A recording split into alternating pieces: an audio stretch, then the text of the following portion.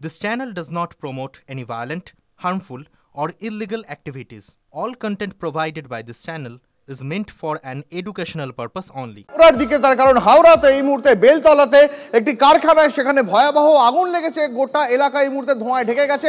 সেই ছবি দেখাবো এই মুহূর্তে সরাসরি হাওড়ার বেলতলার ছবি। সেখানে একটি ঢালাই কারখানায় সেখানে আগুন লেগেছে, দুটি ইঞ্জিন এখনো পর্যন্ত রয়েছে ঘটনাস্থলে। আমাদের প্রতিনিধি সুব্রত তার সঙ্গে কথা বলে জানার চেষ্টা করবো আরো ইন ডিটেল। সুব্রত, কিভাবে আগুন লাগলো, এখনো পর্যন্ত কি আগুন নিয়ন্ত্রণে আনা সম্ভব হয়েছে?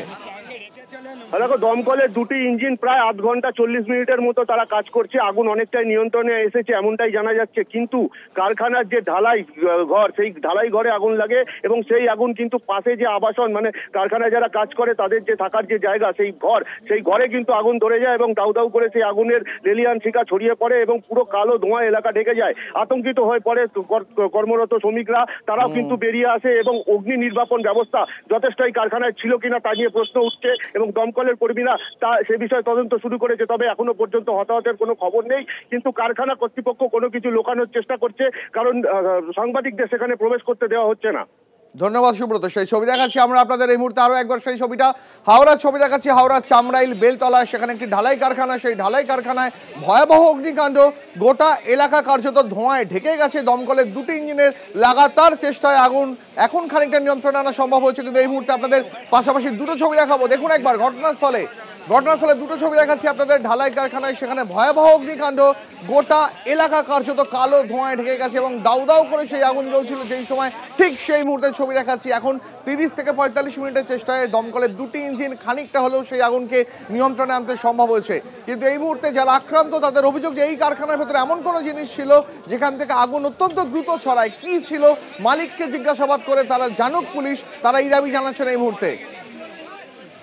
পাশাপাশি দুটো ক্যামেরায় ক্যাম্প 1 এবং ক্যাম্প 2 এর মাধ্যমে সেই ছবি দেখাচ্ছি আমরা আপনাদের। হাওড়ার ঢালাই কারখানায় ভয়াবহ অগ্নিকাণ্ড, গোটা এলাকা কালো ধোঁয়ায় ঢেকে গেছে, দাউ দাউ করে সেই আগুন জ্বলছে। আপনাদের ক্যাম্প 1 এবং ক্যাম্প 2 এর মাধ্যমে সেই ছবি দেখাচ্ছি। ঘটনাস্থলে দমকলের দুটি ইঞ্জিন পৌঁছেছে, তারা লাগাতার আগুন নিয়ন্ত্রণে আনার চেষ্টা চালিয়ে যাচ্ছে। হাওড়ার চামরাইল বেলতলায় এই ঘটনাটি ঘটেছে। সেখানকার একটি ঢালাই কারখানায় সেখানে আগুন লাগে এবং আতঙ্কে সেই ঢালাই কারখানায় যারা কাজ করতেন তারা সেই কারখানা ছেড়ে পালিয়ে যান। এখনো পর্যন্ত হতাহতের কোনো খবর না মিললেও আগুন নিয়ন্ত্রণে পুরোপুরি আনার পর জানা যাবে ঠিক কতটা ক্ষয়ক্ষতি হয়েছে। তবে এই মুহূর্তে পাশাপাশি দুটো ক্যামেরায় সেই ছবি দেখাচ্ছি আমরা আপনাদের। খাস কলকাতায় ফের আজাদ কাশ্মীর স্লোগান। যাদবপুর বিশ্ববিদ্যালয়ের পর এবার গড়িয়ায় শোনা গেল এই স্লোগান। কোথায় শোনা গেল, কি প্রেক্ষিতে শোনা গেল, সবটাই জানবো। সুমন এই মুহূর্তে আমাদের সঙ্গে রয়েছেন টেলিফোনে, আমাদের প্রতিনিধি সুমন। দেখো, স্লোগানটা নয়, এটা একটা দেওয়াল লিখন, যেটা দেওয়ালে লেখা হয়েছে। যাদবপুর বিশ্ববিদ্যালয়ে আমরা দেখেছিলাম যে টেকনোলজি ভবনের বাইরে লেখা হয়েছিল আজাদ কাশ্মীর।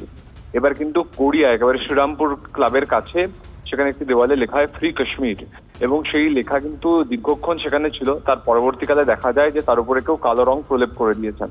তবে বারবার আমরা এই গড়িয়া যাদবপুর অঞ্চলে দেখছি কিন্তু এই ধরনের ভারতের অবিচ্ছেদ একটা অংশকে নিয়ে কিন্তু এই ধরনের স্লোগান বা দেওয়াল লিখন লেখা হচ্ছে, যা নিয়ে কিন্তু রাজনৈতিক বিতর্ক তৈরি হচ্ছে। যাদবপুর বিশ্ববিদ্যালয়ে যে ঘটনা ঘটেছিল তার জল গড়িয়েছিল একেবারে স্বরাষ্ট্র অঞ্চল পর্যন্ত, রিপোর্ট চাওয়া হয়েছিল। সেক্ষেত্রে গড়িয়ায় কারা লিখলো, ওটা কেন লিখলো, এই নিয়ে কিন্তু রাজনৈতিক তর্ক শুরু হয়েছে।